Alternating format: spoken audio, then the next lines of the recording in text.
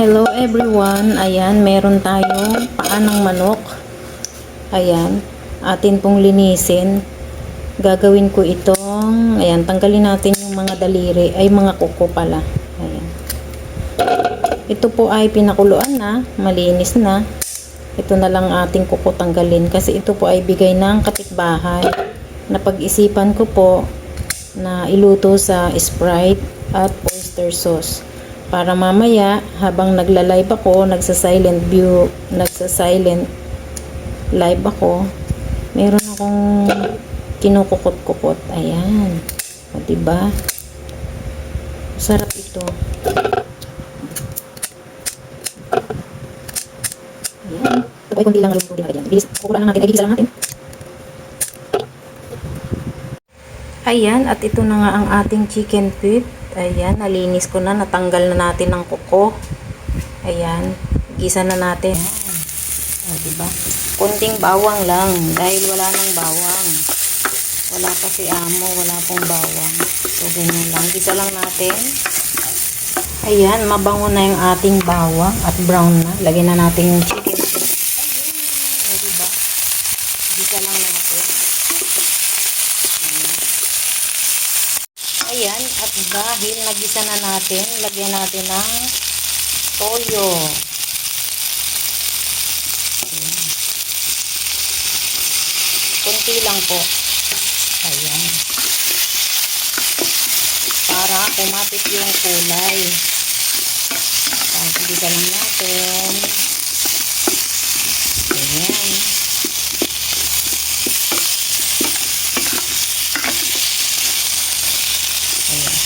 At maglagay tayo ng asukal. Ayan, maglagay ako ng asukal. Ayan, sugar, konti lang.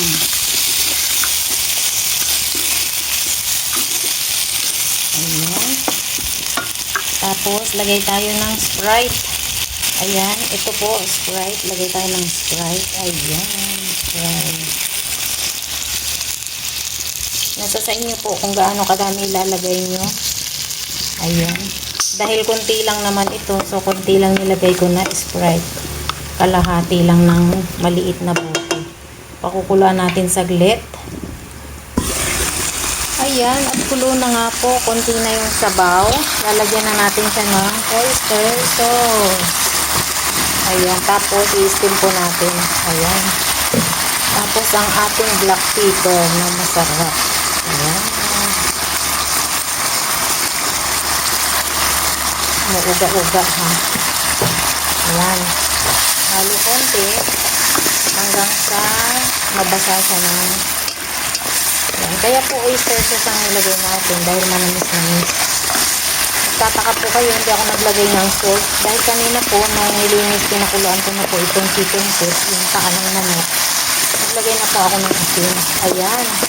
Okay na po siya. Lagyan na natin sa kaldero, sa kasirola at pakukuluan natin ng steam natin ng 30 minutes. Patay na natin apoy. Ayan.